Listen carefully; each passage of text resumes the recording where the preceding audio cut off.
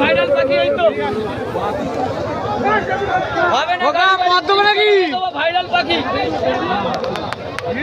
300 টাকা।